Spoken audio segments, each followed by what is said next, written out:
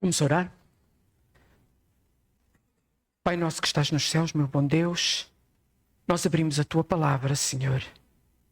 Que o Teu Santo Espírito desça agora, que Ele esqueça as nossas imperfeições, que perdoe as nossas falhas, os nossos erros, que a Tua palavra prevaleça em nós e a fé seja renovada. Amém, Senhor. Um bom dia a todos os meus queridos irmãos. Algumas caras são conhecidas já de muitas aventuras, outras não. Mas é um privilégio, uma honra estar aqui convosco. Agradeço já no início desta soja, Semana de Oração dos Jovens Adventistas, agradeço o privilégio que me foi dado de poder estar aqui convosco. Queira Deus que a sua palavra possa ser exaltada entre nós e que nós, no final desta semana, possamos sentir um pouco mais essa grande bênção que é termos o nosso Salvador Jesus e estarmos neste caminho rumo à Pátria Eterna. Que o Senhor, pois, abençoe a todos. Nós vamos iniciar a nossa semana. Semanas de Oração JA têm já muitos anos de existência, quer aqui no nosso país, quer no mundo. Já nem sei dizer exatamente em que ano é que elas começaram. Só sei que já foi há muito tempo. Sabem que no início, não sei se têm essa noção, mas no início, quando as semanas de oração, quer a Semana da Igreja, quer a dos jovens, que se lhe seguiu, quando elas começaram a ser realizadas no seio do povo adventista, elas eram sobretudo semanas de oração. Normalmente eram para canto, para testemunho, para oração. Havia outras semanas que eram para estudo da palavra. Depois, com o corre-corre da vida, com esta complexidade em que a vida se foi tornando, em que nós andamos sempre a correr de um lado para o outro, creio que vocês são iguais a mim, porque eu não tenho tempo para nada, parece que se os dias tivessem 59 horas eu não conseguiria fazer tudo o que preciso, quanto mais com 24. Mas, meus queridos, antigamente, quando havia tempo para estudo e tempo para orar, as coisas não estavam tão misturadas. Hoje já não é bem assim. Então houve a necessidade de se juntar o estudo da palavra, a reflexão, à oração. O que eu vos vou desafiar a fazer esta semana é, além de termos momentos para nós partilharmos as reflexões, temos uma revistinha, por acaso a irmã Guida levou-a, mas temos uma revistinha que traz algumas propostas e nós vamos aproveitá-la para a nossa reflexão, mas vamos também tentar ter algum tempo, sobretudo tempo para... Oh, muito obrigado. Era só para mostrar aos irmãos, não sei se já tinham visto, mas há uma revistinha e vamos tentar ter algum tempo para orar. Sobretudo a Semana de Oração deve ser isso. Uma semana em que nós nos possamos ajoelhar uns com os outros, com o nosso Deus e tomar algum tempo para a oração. Porque no fundo a semana é de oração. Mas hoje, porque é o momento em que a começamos, trazemos alguma reflexão. O título das mensagens, quando eu olhei pela primeira vez para ele, eu disse que título tão estranho. O título é Nada de Todo ou Não. Eu, nada de todo ou não? O que é que isto nos quererá dizer? Depois comecei a ler, comecei a aprofundar os temas que o autor das mensagens foi propondo e realmente percebi que isto faz muito sentido. O título hoje é Nada. E eu acrescentei-lhe tudo. Nada e tudo que vocês já estão vendo aí no vosso ecrã. Vamos, sobretudo, falar esta manhã e ao longo da semana, porque o autor das mensagens desta semana de oração foi inspirar-se num personagem que por acaso é um dos meus personagens preferidos da Bíblia, da história bíblica, da história da fé. Não faz parte daquela galeria de heróis que o apóstolo Paulo escreveu lá na Epístola aos Hebreus e que vocês de certeza conhecem muito bem, a Epístola capítulo 11, onde ele fala dos heróis da fé. Este personagem não está lá, eu acho que sei porquê, e ao longo da semana nós vamos também refletir sobre isso. Já hoje aqui de manhã irei dando algumas indicações, mas meus queridos, é um dos meus personagens preferidos. Eu vou a título de desafio propor-vos, peço ajuda aqui à técnica, é só carregar? Ok. Pronto, vamos começar pelo nome, isto é um desafio para os mais jovens, no qual os adultos também podem participar, é um quiz. Vamos ver se vocês conseguem adivinhar e a partir de que parte eu vou dando algumas pistas, a ver se vocês conseguem adivinhar qual é o personagem. É um personagem que falava língua hebraica e o seu nome em hebraico está aqui. Alguém já adivinhou? Pode ser que haja aqui algum especialista nisto. Hein? Ninguém adivinhou ainda quem é o personagem com este nome. Este é o nome dele.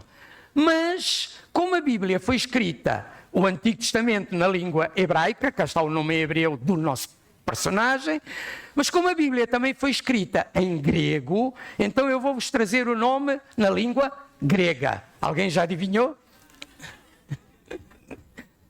Pronto, dizer-vos que, se alguém adivinhar, entretanto, levante o braço, só para eu... Para já ainda ninguém, pois não? Então vamos dar mais uma dica.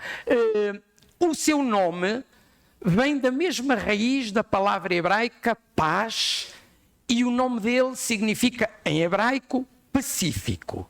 Mas Moisés... Samuel, o profeta Samuel, em 2 de Samuel, diz que ele também era conhecido pelo Jedídias, ou Jedidiá em hebraico. Já vi que já está a chegar lá, não é? Aguente mais um bocadinho, já temos aqui uma vencedora. E o Jedidiá, que significa eu sou amado pelo meu Senhor. Amado pelo Senhor. Diz-nos também que ele foi o terceiro rei do seu país e reinou durante 40 anos. Vamos situar o período, 966 até 928 a.C. Já alguém adivinhou? Já ouvi aqui o nome, já ouvi. Mais umas dicas, agora já quase todos ouviram. Mais umas dicas. O seu pai foi um hábil guerreiro, notabilizou-se pelas grandes conquistas que fez e por ter criado um próspero e grande, até em termos geográficos, reino. Mas ele, o nosso personagem, foi conhecido sobretudo porque desenvolveu muito o comércio, a indústria e, sobretudo, a diplomacia. Foi um hábil diplomata. Já todos sabemos de quem é que nós estamos a falar, mas vou dar mais umas dicas já agora. Escreveu 3 livros, não sei se sabiam isso, e a sua história está, sobretudo, contada no livro de 1 de Reis. É lá que nós nos vamos hoje basear para a nossa mensagem. Diz-nos que ele criou, e agora aqui um pormenor interessante, criou uma marinha. Foi dos primeiros personagens da história bíblica a criar uma marinha. Ainda muitos países que mais tarde vieram a notabilizar-se por ter marinha, por exemplo, Portugal, foi um deles, andou pelos 4 cantos do mundo em barcos, pois muito antes, lembrem-se que estamos de 966 a.C. até 928 a.C., os portugueses lançaram-se ao mar no século XIV. A partir daí, portanto, depois de Cristo, atenção, nós estamos em 966 a 28 antes de Cristo, vejam o tempo. Criou uma marinha, e agora aqui um pormenor muito importante para uma boa parte dos que estão aqui na sala. Já vou dizer, uma das expedições mais notáveis que os marinheiros que estavam ao serviço deste personagem, que era rei, já o dissemos aqui, foi o terceiro no seu país. Uma das mais notáveis expedições que os seus marinheiros fizeram foi a Ofir. Alguém já ouviu falar em Ofir? Não está na Bíblia, está na história. A história às vezes vem ao encontro da Bíblia e vice-versa. Onde é que fica Ofir? Alguém sabe? Há 2 teorias. Qualquer uma delas vem ao encontro de uma parte das pessoas que estão nesta sala. Há uma teoria que diz que Ofir era a África do Sul. Há aqui muita gente que veio de África. Então, estão a ver onde é que este personagem poderá ter ido? E os seus marinheiros estão a ver a África do Sul. Quem era o personagem já agora? Salomão. Muito bem, o rei Salomão, o grande rei Salomão. Ofir, segundo uma teoria, ficava em África. Mas há uma outra teoria, uma segunda teoria, eu não vos sei dizer qual é a verdadeira, mas alguns por aí andará a verdade. Uma segunda teoria diz que Ofir era o Brasil. E há aqui uma parte da sala que também veio do Brasil. Ou seja, se Ofir fosse a África do Sul, pelo menos a África do Sul chamou-se Ofir antes de ser África do Sul. Se o Brasil se chamou Ofir, pelo menos já sabem que o nome do Brasil não foi Brasil, o primeiro nome, mas foi Ofir. Um dia saberemos a verdade. Meus queridos, era rico, muito rico. A Bíblia descreve-o como muito rico. Diz-nos que ele tinha muito ouro e o seu reino foi abundante em ouro. O que sabemos é que há na África do Sul vestígios arqueológicos de minas de cobre, onde marinheiros hebreus tinham ido buscar cobre, que usaram depois, por exemplo, na construção de um grande edifício que este rei supervisionou em Israel. E esse edifício foi o Templo de Jerusalém, o famoso templo, considerado uma das 7 maravilhas do mundo antigo. Não sei se tinham essa noção. Bom, os seus pais chamavam-se Davi e Betseba. Muito bem, Davi e Betseba. Meus queridos irmãos, a história bíblica fala-nos de Salomão. E Salomão escreveu, de entre os seus 3 livros, um livro que se chama Livro do Eclesiastes. É assim que ele está na nossa escritura. E é esse livro que nós vamos utilizar para as reflexões, para as meditações esta semana. E vamos ver porquê. E vamos ver porquê que o título que deram à mensagem desta semana foi Nada de Todo ou Não. É que hoje nós vamos falar do nada que se pode transformar em tudo. Mas antes de falarmos do nada que se pode transformar em tudo, nós vamos falar do tudo que por vezes se transforma em nada. E essa é a história de Salomão. Salomão começa por ser um personagem extraordinário. Um jovem, é na idade em que ele é jovem que nós o encontramos, quando o profeta Samuel vai ter com ele e o convoca para uma das mais importantes missões que pode ser atribuída nesta terra a uma pessoa, a de ser rei do povo de Deus. Nós hoje temos um rei, já não um rei terreno, temos Jesus, o nosso Senhor e Salvador, mas Salomão foi convocado para suceder ao rei Davi, que era o seu pai. Sabem que no início do seu reinado aquilo foi um bocado turbulento. O país quase esteve à beira de uma guerra civil. Porquê? Porque Salomão tinha um irmão que aspirava também a ser rei. Não era ele que tinha sido escolhido, não era ele que tinha sido convocado, mas queria muito ser rei. Então criou ali uma espécie de revolta e tentou tomar o trono. As coisas não deram muito certo, Salomão acabou por ser ele o rei e nós vamos encontrar a descrição do princípio do seu reinado no livro de Reis. E agora eu queria que vocês estivessem atentos porque nós vamos ler a palavra de Deus. E vamos ver o que é que ela diz e, sobretudo, a forma extraordinária como as palavras nos dizem que terá sido esse momento do início do reino de Salomão, ou do reinado de Salomão. Quase todos já aprendemos muito sobre Salomão, mas reparem bem nos pormenores. Primeira de Reis, deixem-me abrir aqui a palavra para ler convosco. Já está aí na tela, mas aqui eu vou ler melhor porque ali está pequenino. Primeira de Reis, capítulo 3, e eu convoco-vos para os versos 1 a 15. E peço que estejam com atenção aos pormenores, porque às vezes nas entrelinhas ou em certas palavras que nós lemos um pouco rápido, estão ditas coisas extraordinariamente importantes. Reparem assim, Salomão, filho do rei Davi, era agora um incontestado governante de Israel, porque o Senhor, seu Deus, reparem, seu Deus, estava com ele e fez dele um poderoso rei. Então nós já sabemos, quem chama Salomão para esta missão é Deus. Salomão achava que Deus era o seu Senhor, está lá escrito no verso, e foi Deus que fez dele um poderoso rei. Verso 2, Salomão decidiu convocar certo dia todos os oficiais do exército e os juízes até Gibeon, e também chamou todos os chefes políticos e religiosos de Israel. Uma grande assembleia.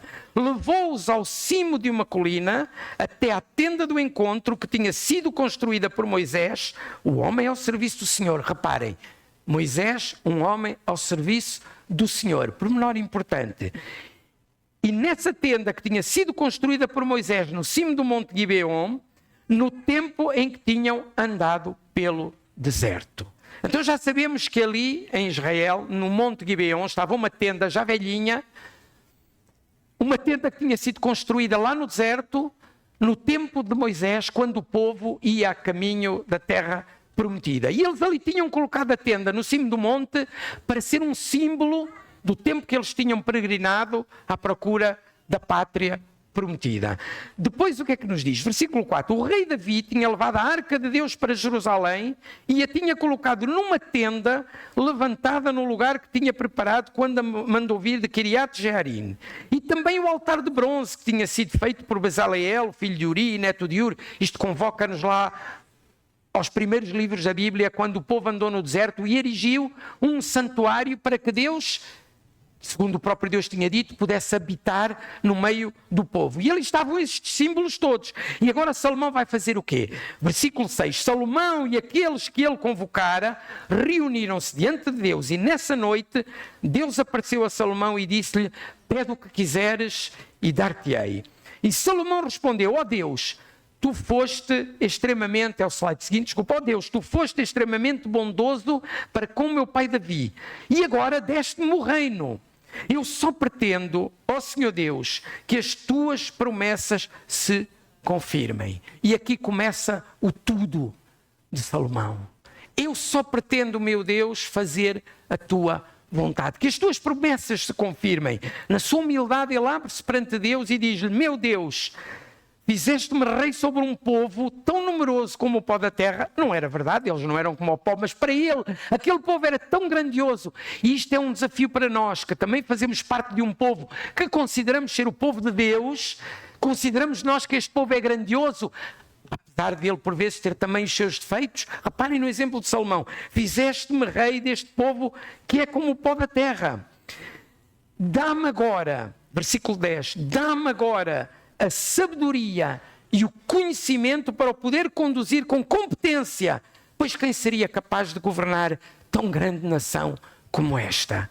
E depois no versículo 11 diz que Deus lhes respondeu: se o teu maior desejo é seres capaz de servir este povo e não pretendeste nem riquezas nem honras pessoais, agora reparem no que diz a seguir, e nem sequer pediste maldição para os teus inimigos, ou seja, não reclamaste, não protestaste, tu apenas pediste que isto fosse cada vez mais próspero neste povo, então concedo-te o que me pediste, e ainda te darei tantas riquezas, prosperidade e honras, como nenhum outro rei antes de ti. E é aqui que entram as viagens até a África do Sul, ou ao Ofir, ou ao Brasil, ou ao Ofir, não sei, mas que a arqueologia mostra que lá estiveram num passado tão distante como este que eu vos mencionei há bocadinho. Meus queridos, e no versículo 13, Salomão deixou a tenda do encontro, desceu a colina e voltou para Jerusalém para iniciar o seu mandato sobre Israel. Esta história tinha tudo para ser tudo. O tal tudo de que as mensagens desta semana nos vão querer falar. Tudo. Reparem, um rei próspero, um país próspero, um povo feliz, abençoado, um povo rico, um povo onde há abundância, gente a comercializar e a industrializar da direita para a esquerda. E depois um templo que foi erguido e que é considerado uma das 7 maravilhas do mundo antigo. Um templo que hoje nós já não conhecemos porque ele foi destruído, infelizmente, no passado, em tantas outras guerras como o nosso mundo tem conhecido, mas um templo que foi maravilha e do qual aquele povo se maravilhava. Tudo. Tudo. A história de Salomão era tudo o que nós pudermos imaginar. Eu estou apenas a aflorar um pouco dessa grandiosidade.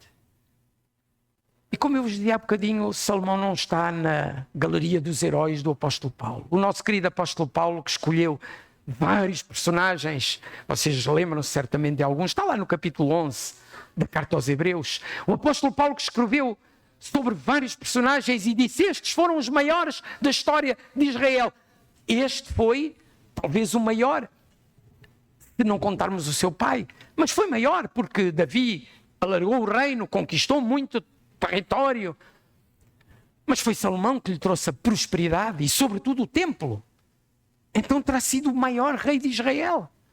Mas não está lá na galeria dos heróis da fé. E não está porquê? É que Salomão, e aí ele assemelha-se muito a mim. Eu gosto muito de Salomão. Eu disse-vos que era um dos meus personagens preferidos e digo-vos porquê, meus queridos. Porque Salomão é muito parecido comigo. Eu tenho a força de Deus comigo, tal como vocês espero também têm. Eu tenho a palavra de Deus comigo.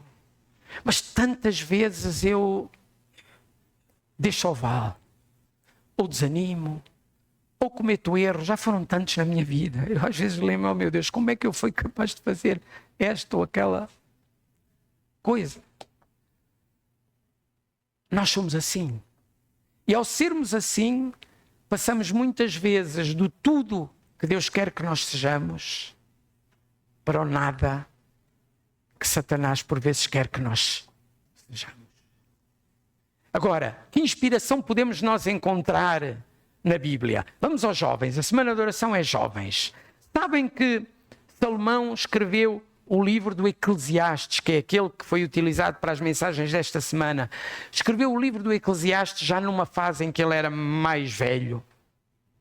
Mas o livro do Eclesiastes faz parte de um tipo de literatura que é chamada literatura sapiencial. Um nome esquisito, não sei se vocês já tinham ouvido. Sabem que no tempo em que Salomão escreveu a literatura sapiencial, eram livros escritos sobretudo para crianças e jovens? Esta não sabia. É que no livro da Bíblia parece que ele é para adultos. Às vezes nós olhamos para os livros da Bíblia e pensamos isto, sobretudo a forma como eles estão escritos. Mas no tempo em que Salomão escreveu, ele escreve para jovens. É como se ele tivesse querido deixar um testemunho para os mais jovens. Queridos jovens, ele que já é mais velho, reparem, quando ele foi rei era jovem, mas escreve o Eclesiastes, o livro do Eclesiastes. Que mais 2 livros ele escreveu, sabem? Eu disse 3 há bocadinho. Cantares de Salomão e Provérbios de Salomão, exatamente. Ambos muito específicos, ambos com conselhos para a vida de cada um de nós, ambos que era muito importante nós lermos e meditarmos sobre eles. Não sei se algum de vocês já leu o livro de Cantares ou já leu o livro de Provérbios e tentou ver em profundidade o que ele escreveu ali. Reparem, o homem que escreve esses conselhos é o homem que passou do tudo em que Deus o colocou para o nada em que o inimigo o colocou, para depois voltar ao tudo que ele descreve no livro do Eclesiastes. E o livro do Eclesiastes, no fundo, é um livro extraordinário por isso, porque fala de uma pessoa como eu e vocês, cuja vida é uma montanha russa. Ora estamos firmes e fortes, ora desanimamos e caímos em tentação, ora estamos firmes e fortes, ora desanimamos. Mas o importante é que Salomão, apesar dos muitos erros que cometeu, não largou a mão de Deus.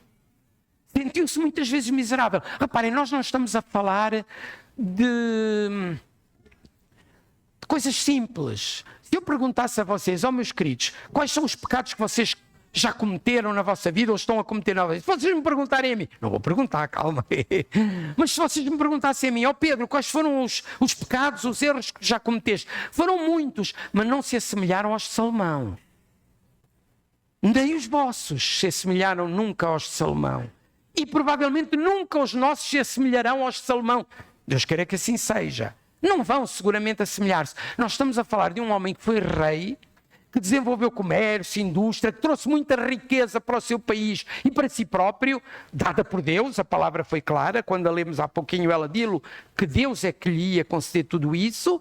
Mas a certa altura ele entusiasma-se de tal maneira com aquilo que ele tem, os bens materiais, entusiasma-se de tal maneira com as coisas que ele consegue fazer, as capacidades, entusiasma-se de tal maneira com o que está ao seu redor e que ele considerou ter sido feito por ele, que ele começou a pensar, eu realmente sou uma pessoa muito importante. E aí começou devagarinho, sem dar conta, afastar-se de Deus. É igual para os jovens e para os adultos que aqui se encontram esta manhã. A semana é dos jovens, mas dá para todos, creio eu, para os adultos também. Começou a afastar-se, a olhar para as suas capacidades. Eu consigo fazer isto. Eu tiro boas notas.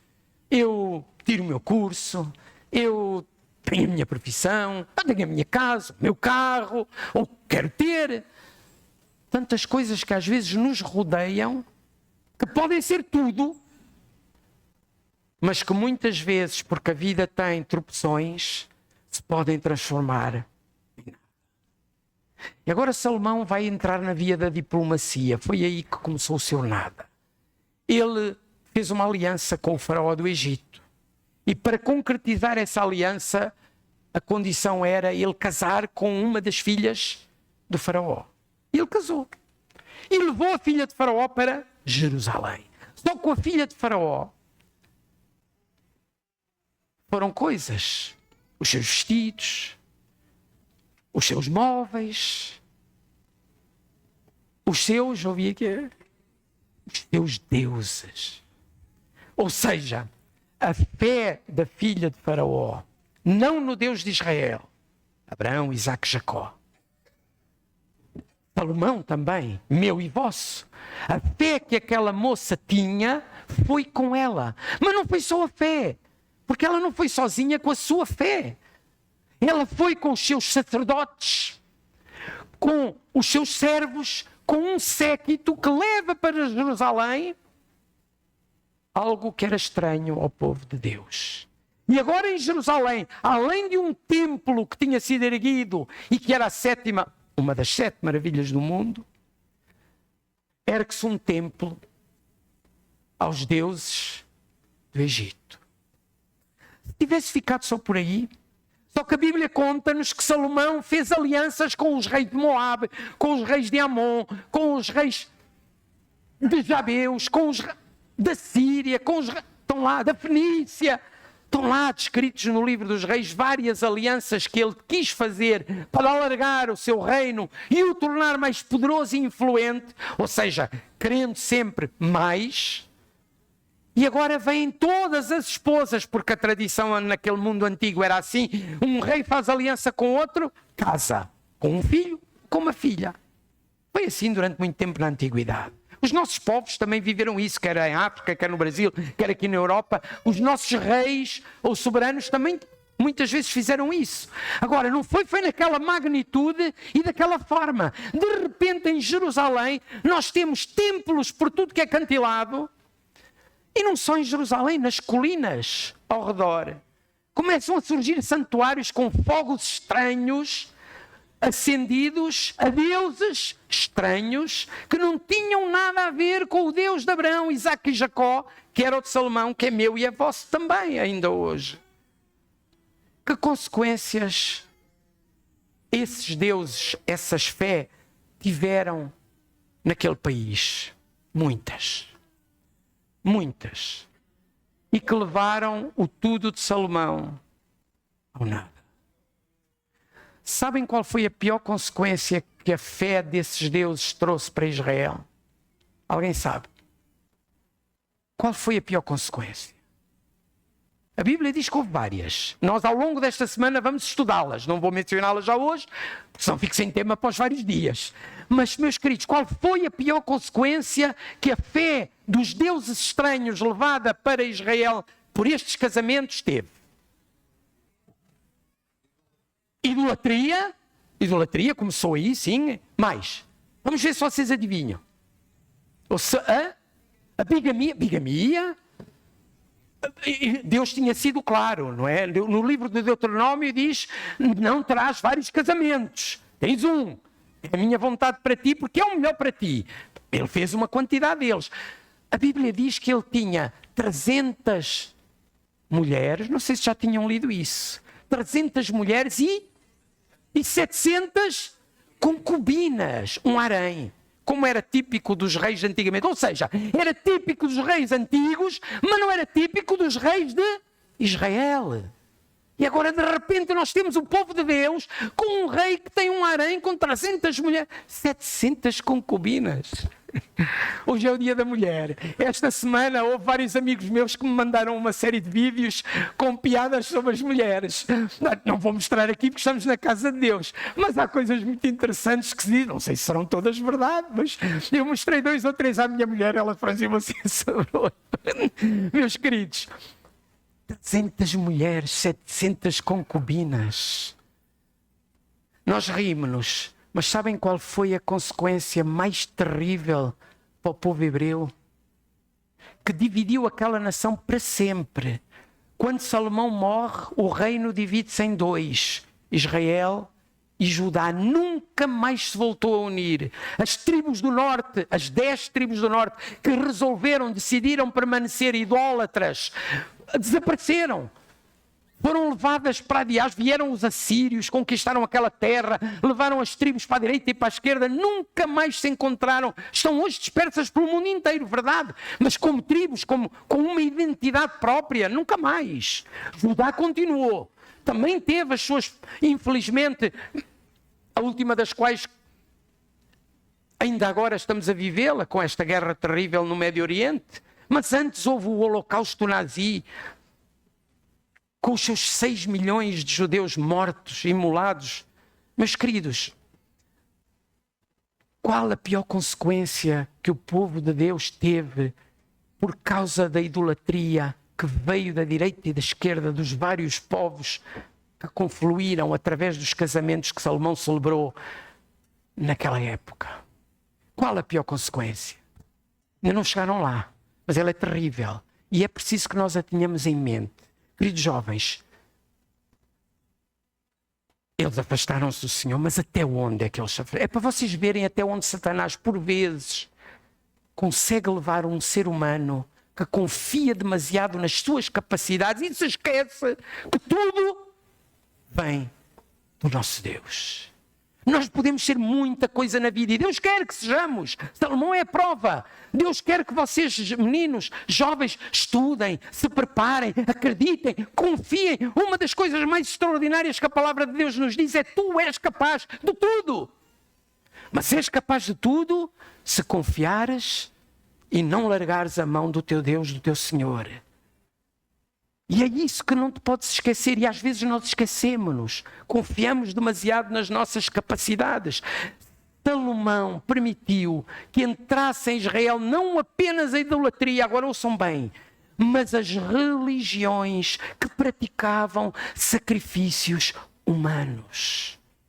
E agora, de repente, um povo que celebra a vida, um povo que até acredita, naquela altura Jesus ainda não tinha vindo, eles acreditavam que um dia, era a promessa que vinha desde os pais, Adão e Eva, eles até tinham altares onde sacrificavam cordeirinhos, lembrando que um dia havia de vir um libertador que os iria libertar para sempre do mal e dos seus efeitos terríveis. Agora, de repente, em Israel, um povo que acredita na vida e no libertador, que há de trazer vida, começam a ser sacrificados rapazes. Quantos aqui são filhos primogénitos?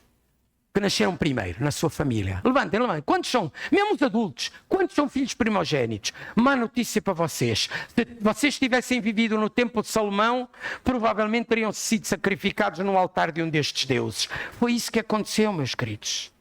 Isso a mim aterroriza-me. Reparem, nós não estamos a falar dos povos de Moab, de Amon e outros que estavam habituados a sacrificar rapazes ou meninas nos altares dos seus deuses. Nós estamos a falar de um povo que é o povo de Abraão, Isaque e Jacó, que tem o Deus de Abraão, de Isaque e de Jacó. Como é possível que este povo, que tinha toda esta palavra, que ainda hoje é a nossa palavra, a de Deus, como é possível que este povo tenha matado rapazes e meninas lá nos altares? Como é possível? Eu não sei se tinham esta noção dos sacrifícios humanos daquele tempo. Mas isto é terrível, isto arrepia-me. E é um alerta para nós. Quando nós nos afastamos de Deus e confiamos demasiado nas nossas capacidades, mais cedo ou mais tarde nós escorregamos.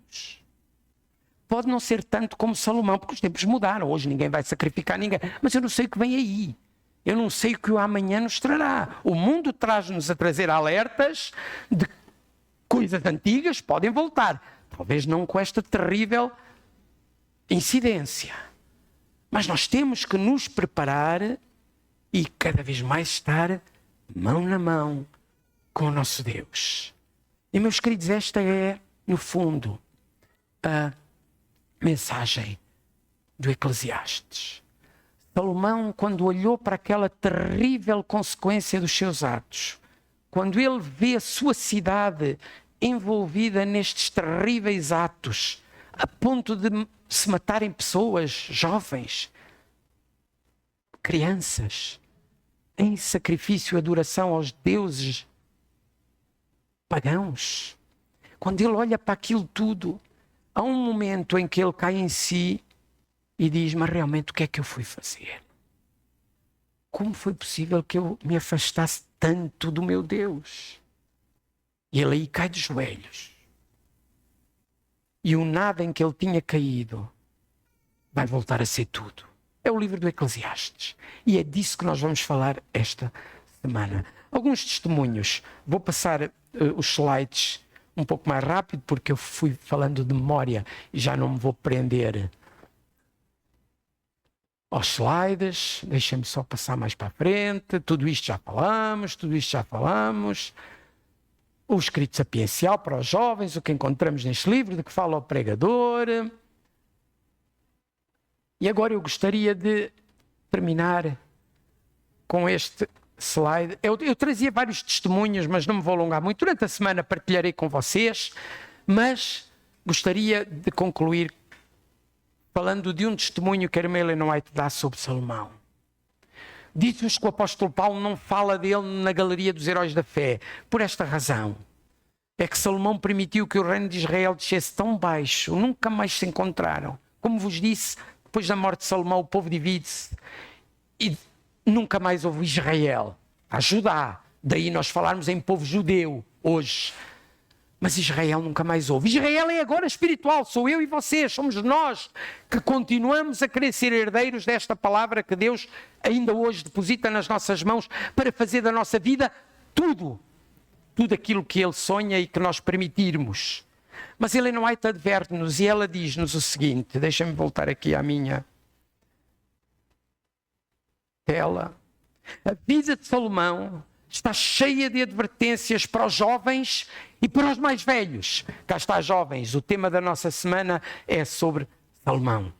Devemos aprender com os seus exemplos que a única salvaguarda, tanto para jovens como para os mais velhos, está em vigiar e orar. Ora, cá estamos nós na semana de oração.